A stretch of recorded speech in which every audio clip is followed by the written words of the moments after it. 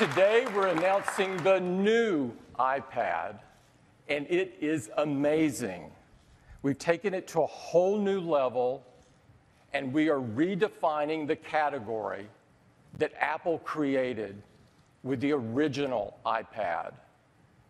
It makes amazing improvements over the most fundamental features of the design of the device, while retaining everything that millions of people have grown to love about it. I'd like to invite Phil Schiller up to show it to you. Phil? Thank you, Tim.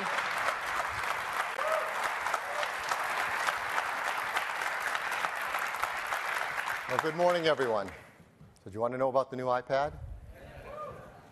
I'm glad. First, new feature of the new iPad, the Retina Display. You might have heard that an iPad could have a Retina display. But until you see it, you can't understand how amazing this is. We introduced the Retina display technology first on the iPhone 4, and it's incredible. And to this day, no one has yet matched that display technology in any mobile device. And we're going to bring it to the 9.7-inch screen of the iPad. Now, this presents a problem for us in presenting it to you, because for the first time, an iPad has higher resolution than this entire display behind me, more pixels. So everything you see is going to be scaled down. That's a fun challenge, but we'll do our best. So for example, when you turn on that new iPad, you are going to see graphics, text, icons sharper than you can imagine. They're just beautiful. When you go to read a book, you're going to see text that rivals anything you've seen in print, in newspapers or magazine. Everything you do is just going to look stunning. Surfing the web, reading your emails, and photos are just going to look amazing at high resolution on that gorgeous big display. And this helps customers around the world, particularly if they read in different languages, character-based languages like Japanese and Chinese. The fonts are amazing. It really is a big step forward. Well, the new iPad display is 2048 by 1,536 pixels. And if you do the math really quick, you'll figure out that's over 3.1 million pixels on this display, the most ever in a mobile device. Put another way, many of you all have an HD TV at home. These televisions, 50 inches, 60 inches, have a resolution of 1920 by 1080. Here's an iPad scaled appropriately next to it. It has more pixels. Let's overlay the photos, the same photo as they could be displayed on each of these devices. You see the iPad shows over 1 million more pixels than your own HD TV does at home. That's incredible. And of course, to display that many pixels, we pack them really tightly. There are 264 pixels per inch in this display. And that is enough to call it a Retina display. Well, why is that? Well, you may recall when we launched the iPhone, we said that the iPhone, when held at a normal distance, 10 inches or closer, has enough pixels that your retina in your eye can't distinguish those individual pixels. And yes, there's real math behind that. Experts agree with us.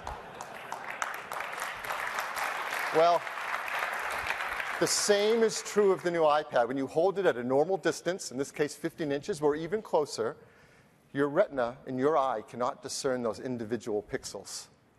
There's enough pixel density that you can't pick out the pixels. And the images on it look stunning. The new iPad display also has greater color saturation, 44% greater than the iPad 2. So side by side, you're going to see images just pop out. They are so much more colorful and richer in their detail. Now, there's 4 times the number of pixels on the new iPad display. So it takes a lot of graphic horsepower to drive that display if you want to keep it smooth and fast and beautiful to use. Well, you know, the iPad 2 used the A5 chip, Apple-designed chip, which is the best chip in a mobile device to drive a great display. But we needed even more horsepower for this new iPad and its Retina display. So we've created the Apple A5X chip. And what's the X for? Quad-core graphics. Quad-core graphics designed specifically for the Retina display to drive 4 times the number of pixels. Well, how does that compare to what others are using? Well, others are using chips like this NVIDIA Tegra 3. If you normalize its graphics performance at 1, the Apple A5 was already twice as fast. And the new A5X brings 4 times the performance. It is a graphics powerhouse. So the new iPad has a Retina display with more pixels than any mobile device has ever had. It has 2048 by 1536 resolution, over 3 million pixels. It has greater color saturation. It has the A5X quad-core graphics. This is the best mobile display that has ever shipped, and it's a real revolution. That's the first feature.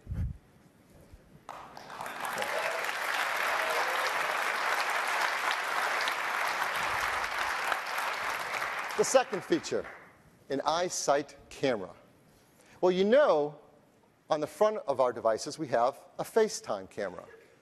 It's most often used for FaceTime video calls that our customers love making. And on the back, we have a camera. And when that camera gets of such quality and capability that you're proud to use it as your everyday camera for photographs, we call it an iSight camera. And the new iPad has a great iSight camera. It's a 5-megapixel backside illuminated sensor. We brought the optic system from the iPhone 4S, 5-element lens, hybrid infrared filter on it. And we have an ISP built into our A5X chip to do some great software algorithms and capabilities on this for photographs. But of course, the ultimate measure of a camera are the pictures you take with it.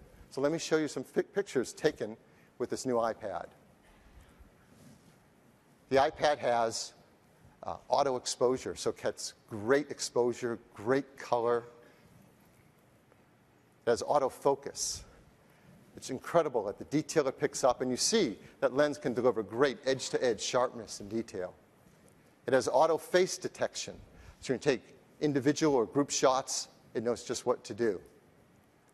It has auto exposure lock and autofocus lock, so you can compose exactly the photograph you want.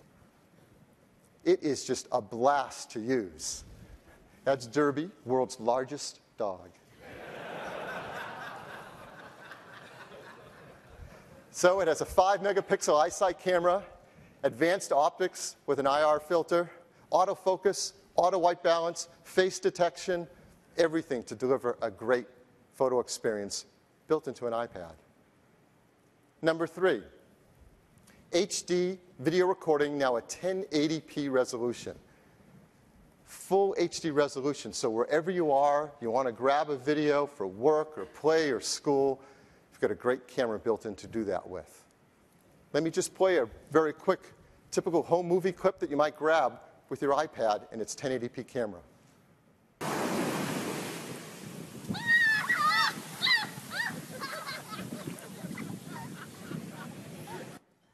Now, it's great to have a high-quality HD camera with you everywhere you go, but there's a lot more to it. We use that A5X chip to do some pretty advanced things. For example, image stabilization. So what we've got here is a video I'll show you of what it's like with image stabilization turned off and what it's like with it turned on. And it's always turned on, but I think you'll be able to see the difference here because we capture right from the sensor. So here's the video as if it were unstabilized. And now here's what our software does to stabilize it. It's really nice. I think they did a great job pretending there wasn't a camera in front of them as they walked along the dock, didn't they? So that's 1080p video recording, video stabilization. We do temporal noise reduction to help improve quality in low light situations. And it is perfect to watch these videos back on that gorgeous large Retina display. Fourth feature, voice dictation. Of course, the iPad, like all great iOS devices, has a software keyboard from Apple that's built into all the software you use automatically. And now you'll see there's a new key on the bottom, a microphone. So you can type, or you can just tap it, speak into your iPad, and it will dictate what you have to say. It works like this. It's day 12 here in Barcelona, which means 2 more days left before we have to leave, period. I'm so not ready to go, It's amazing here, period. And if I could somehow magically bring the weather here home with me, I would, period. And that's it. That's how it translates what you say into the text you want to type.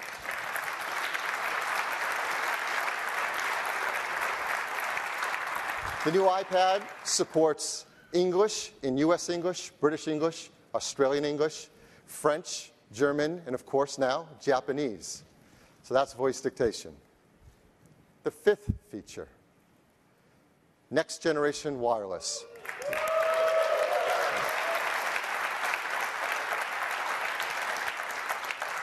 Now you know the iPad 2 has already had great wireless performance, and it supports networks like EVDO with a maximum theoretical downlink of 3.1 megabits per second, and it has supported HSPA, for example, in GSM networks, with a maximum downlink of 7.2 megabits per second. But now with the new iPad, we're adding a great deal more.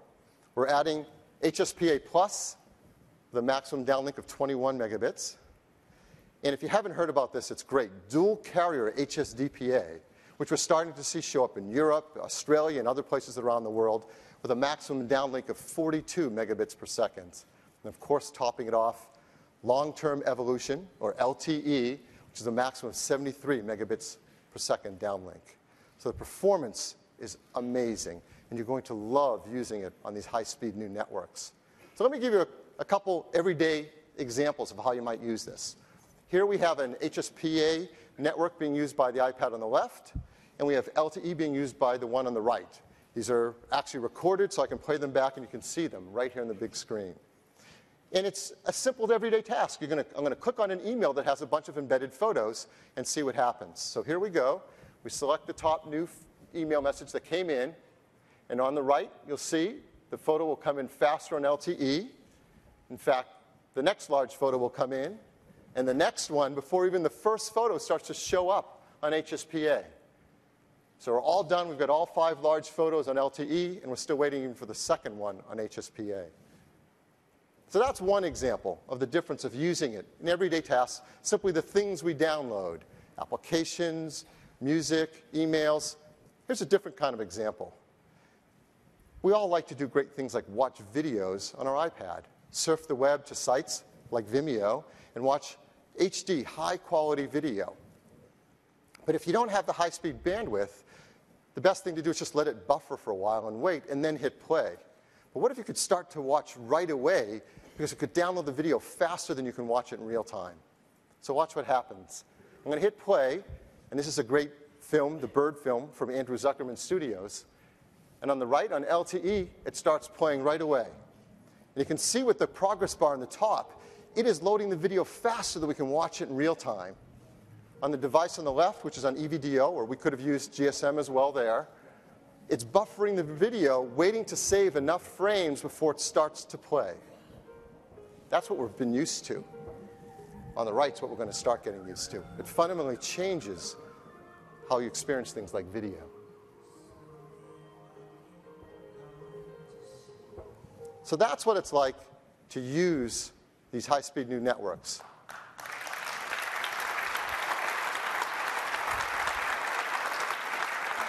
We're working with a number of carriers to support LTE on the new iPad. And we're working with AT&T, Verizon, Rogers, Bell, and TELUS. They'll be the first to be able to work with LTE on the brand new iPad. But we have other high-speed networks, as I've mentioned, around the world. Now, as you remember, with 3G, when 3G phones first started showing up, they actually have many different bands, so you got different phones for different networks around the world. And over time, they start to come together. Well, the same thing's happening with 4G LTE. In fact, even more so. There are many bands around the world. So for example, in the US, we'll have 2 versions of the new iPad. One for LTE bands to be used on the AT&T network, and another for the LTE bands on the Verizon network, because they're different. But no matter which ones you pick anywhere in the world, below that, they're completely compatible. They're 3G world ready. So whichever one you pick, you can roam anywhere around the world on the fastest HSPA or EVDO networks, and you have what you need. In addition, we've added software to make it a personal hotspot. So if your carrier supports a personal hotspot feature, you can share that high-speed network from your new iPad directly with up to 5 devices. And if you've ever used this, you know our software is state-of-the-art and so easy to use. So the new iPad has 4G LTE. It has fast HSPA Plus and dual carrier HSDPA networking. It's 3G world ready. It has a personal hotspot. When you add all these networks, plus the Wi-Fi networking and the Bluetooth networking, it's no small feat. This new iPad has the most wireless bands of any device that has ever shipped, and it is truly revolutionary.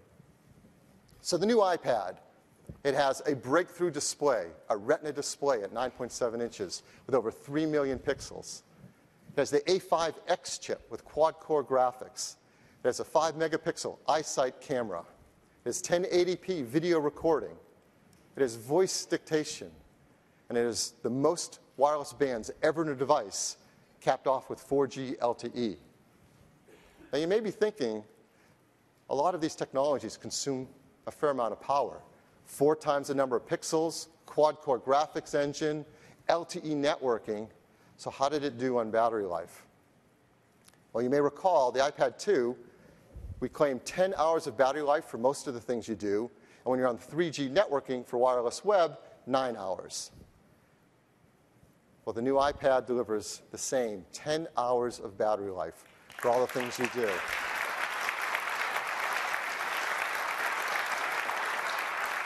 And when you're on 4G, 9 hours. So the team has worked incredibly hard to deliver this kind of battery performance so you can use it all day long. Yet, it remains amazingly thin at just 9.4 millimeters and amazingly light at just 1.4 pounds. So the new iPad comes in black and white. And you're probably at this point thinking, I want one. What's it going to cost? I am. So the new iPad, you remember the iPad 2 starts at $499 for 16 gigabytes. Well, I'm really excited to tell you the new iPad will be priced at just $499.